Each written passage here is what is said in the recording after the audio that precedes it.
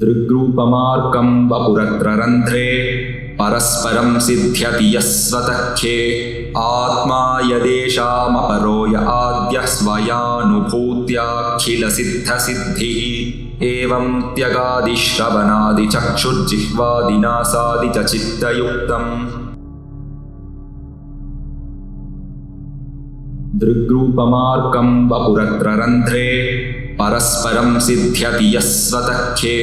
आत्मा यदेषामपरो य आद्यः स्वयानुभूत्याखिलसिद्धसिद्धिः एवं त्यगादिश्रवणादिचक्षुर्जिह्वादिनासादि च चित्तयुक्तम् दृग्रूपमार्कं वपुरत्ररन्ध्रे परस्परं सिद्ध्यति यस्वतच्छे आत्मा यदेषामपरो य आद्यः स्वयानुभूत्याखिलसिद्धसिद्धिः एवं त्यगादिश्रवणादिचक्षुर्जिह्वादिनासादि च चित्तयुक्तम् दृग्रूपमार्कं वपुरत्ररन्ध्रे परस्परं सिद्ध्यति यस्वतच्छे आत्मा यदेषामपरो य आद्यः स्वयानुभूत्याखिलसिद्धसिद्धिः एवं त्यगादिश्रवणादिचक्षुर्जिह्वादिनासादि च चित्तयुक्तम् दृग्रूपमार्कं वपुरत्ररन्ध्रे परस्परं सिद्ध्यति यस्वतच्छे आत्मा यदेषामपरो य आद्यः स्वयानुभूत्याखिलसिद्धसिद्धिः एवं त्यगादिश्रवणादिचक्षुर्जिह्वादिनासादि च चित्तयुक्तम् दृग्रूपमार्कं वपुरत्ररन्ध्रे परस्परं सिद्ध्यति यस्वतच्छे आत्मा यदेषामपरो य आद्यः स्वयानुभूत्याखिलसिद्धसिद्धिः एवं त्यगादिश्रवणादिचक्षुर्जिह्वादिनासादि च चित्तयुक्तम्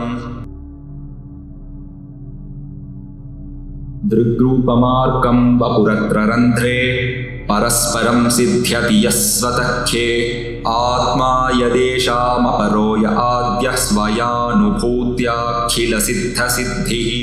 एवं त्यगादिश्रवणादिचक्षुर्जिह्वादिनासादि च चित्तयुक्तम्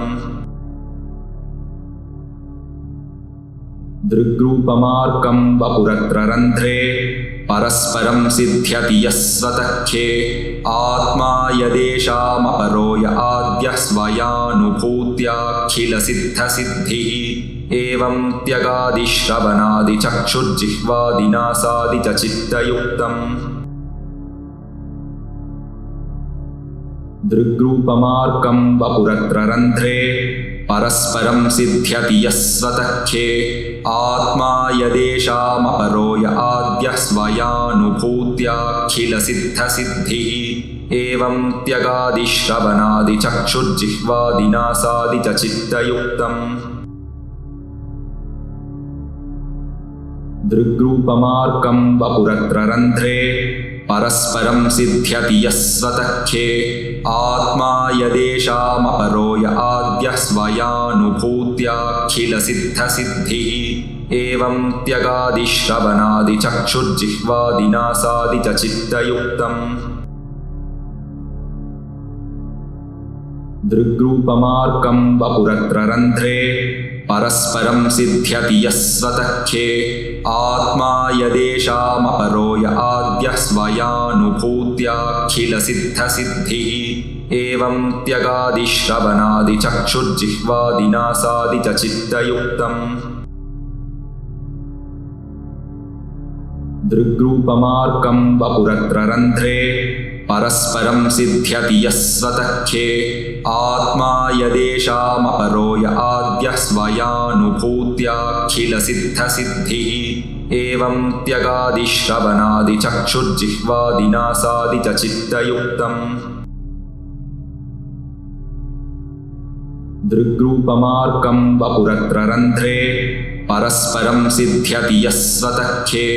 आत्मा यदेषामपरो य आद्यः स्वयानुभूत्याखिलसिद्धसिद्धिः एवं त्यगादिश्रवणादिचक्षुर्जिह्वादिनासादि च चित्तयुक्तम्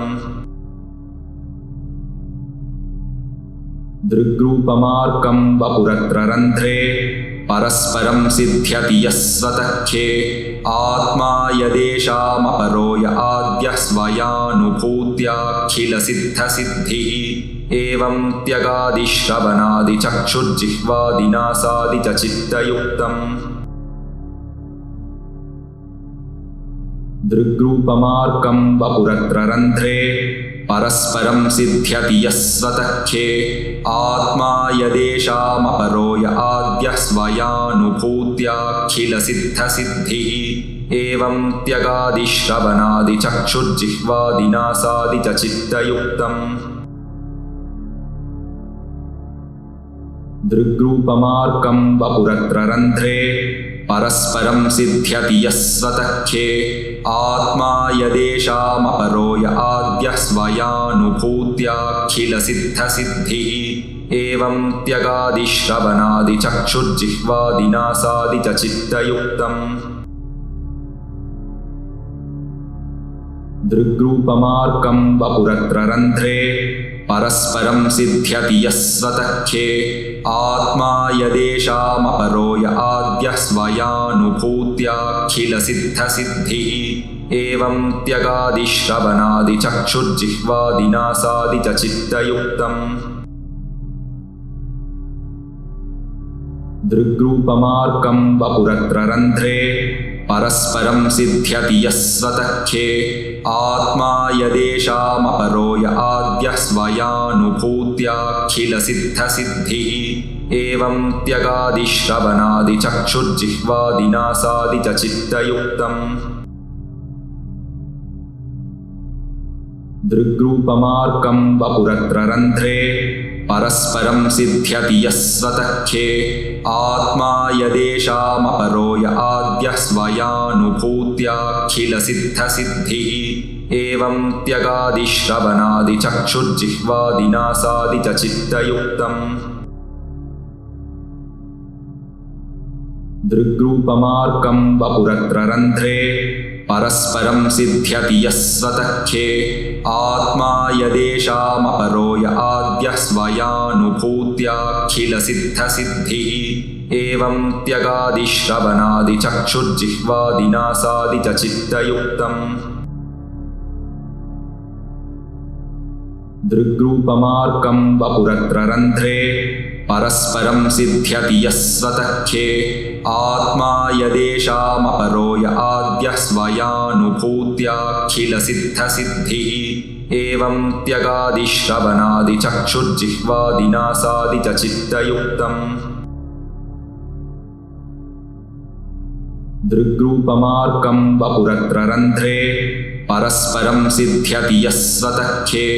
आत्मा यदेषामपरो य आद्यः स्वयानुभूत्याखिलसिद्धसिद्धिः एवं त्यगादिश्रवणादिचक्षुर्जिह्वादिनासादि च चित्तयुक्तम् दृग्रूपमार्कं वपुरत्ररन्ध्रे परस्परं सिद्ध्यति यस्वतख्ये आत्मा यदेषामपरो य आद्यः स्वयानुभूत्याखिलसिद्धसिद्धिः एवं त्यगादिश्रवणादिचक्षुर्जिह्वादिनासादि च चित्तयुक्तम् दृग्रूपमार्कं वपुरत्ररन्ध्रे परस्परं सिद्ध्यति यस्वतख्ये आत्मा यदेषामपरो य आद्यः स्वयानुभूत्याखिलसिद्धसिद्धिः एवं त्यगादिश्रवणादिचक्षुर्जिह्वादिनासादि च चित्तयुक्तम् दृग्रूपमार्कं वपुरत्ररन्ध्रे परस्परं सिद्ध्यति यस्वतख्ये आत्मा यदेषामपरो य आद्यः स्वयानुभूत्याखिलसिद्धसिद्धिः